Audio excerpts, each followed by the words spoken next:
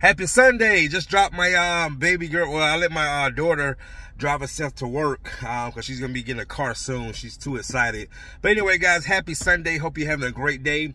I want to talk about something when it comes to business. Your lower paying clients versus your higher paying clients. And what made me want to bring this subject up is I saw a comment earlier from a colleague that said basically, you know, when he's doing floors, you know, the clients are typically expecting him to move their furniture. And I do the same service, and I do not move furniture. And my clients, they understand that, and they also pay an additional cost to another company to move their furniture, because again, I'm not a furniture mover. Okay, I service floors. I don't move furniture, right? And my thing is this: I think it comes down to the type of client you are servicing. And for example, I like to use myself as an example. When I first started my business, I was catering, you know, the lower end community, because I really didn't understand, you know, business, right? I didn't really understand that a certain price point, your reputation, your presence, just your overall appearance really dictates what type of client that you attract to your business, right?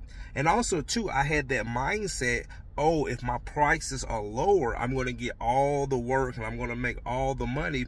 And let me tell you something, you guys, those who are in business, that is not true. The lower your prices, unless you are creating a volume-based business, and when I say that, like Walmart, you know, if you're selling a product, that's the best way to do it. If you're doing a service, you have to have a lot of manpower. You have to have a lot of trucks, a lot of moving vehicles, a lot of people, okay, to make a good, profitable business. You know, put it like this: someone like myself, just 2 or 3 of us, that low price business model is not good. All right, yeah, you will work, okay, but this is the thing that comes with it. You're going to work for people who, I say, they expect nothing. They expect something for nothing. Basically, they want all the fixings. They want every. See, this is the thing about people who pay lower prices. They want just as much, if not better, than the people who are paying higher prices. And it really tricked me when I converted my business over to the higher paying clients. And it does take time. You know, it takes time. You have to restructure your business. You have to, you know, understand your presence, your reputation, you as an individual, how you look, how you speak, because that's what they feed off of, right? Where the lower paying clients, they just feed, their first thing that they feed off of is the price. And I'm gonna tell you, for example, they want you to have the best equipment. They want you to look the best. So when I was a lower end cleaner, and I used to clean like 5 rooms for like $100, you know, that's really low. It's like $20 a room. When they call, they be happy to book the appointment to get 5 rooms clean for $100. But when I pulled up and I had a portable, and I was pulling up in a beat up truck, and I wasn't looking like I look today, they were shocked. Like, they thought they was going to get this 5-star service, okay, for this 1-star price. That's how they think, right? And then when you get in the house, they expect everything to be perfect. They expect all the spots to come out, all the stains to come out. They expect you to move the furniture. See what I'm saying? But then when I switch to the higher paying clients, they wanted to know who you were. They wanted to know your reputation, your reviews, how long you've been in business, are you insured, right? And then when you get to the house, they would point things out. They'll say, oh, Courtney, don't worry about that stain. I know it's not going to come out.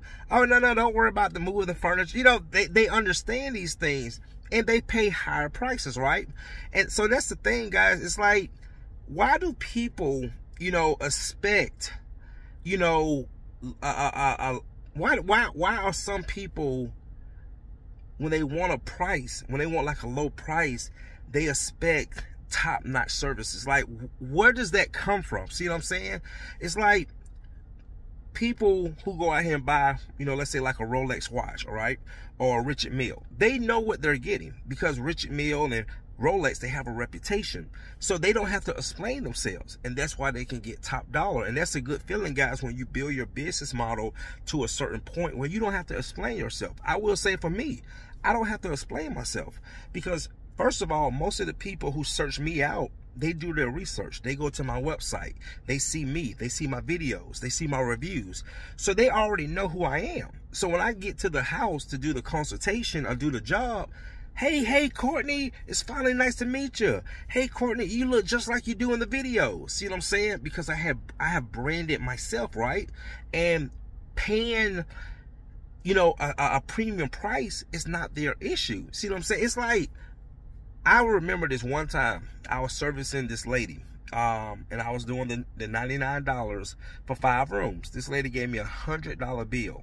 Don't you know this lady wanted her dollar back? I did not have a dollar on me. I had to drive all the way to a convenience store just to get this lady $1 and bring it back to her. The type of clients I have now, guys, they tip.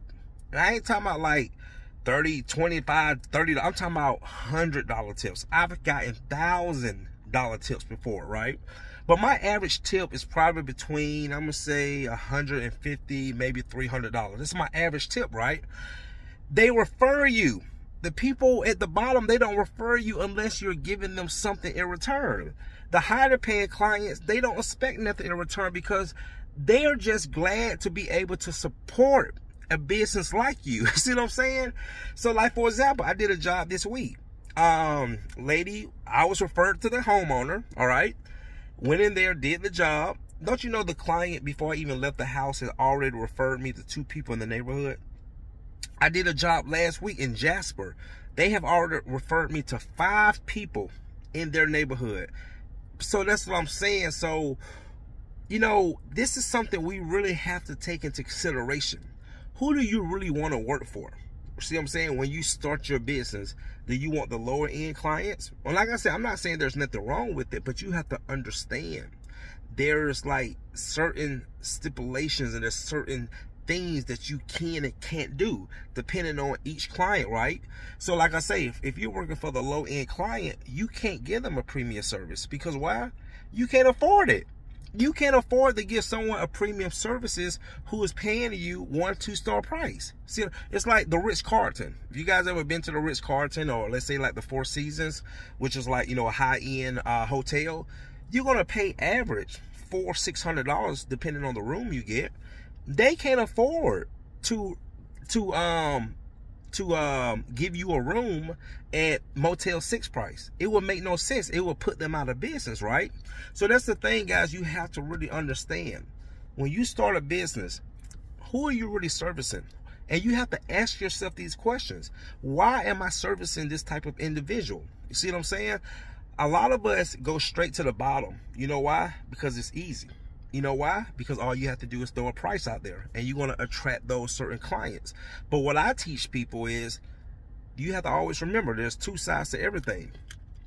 A lot of people that like special high-end clients, low prices actually scare them. It scares them away. Believe it or not, low prices scares the high-end clients away because they already know. You have to think about it, guys. They're already used of paying high prices. So when you come with this service or this product and it's a low price, they're going to say, no, I'm not going to, no, that's cheap. You know, something is wrong with that. I've heard that before. So that's just something to consider. So just something to think about, you know. And why is it? Why is it that low-end clients expect top-notch services for 1- to 2-star price? Let's talk about it, guys. See you in the next one.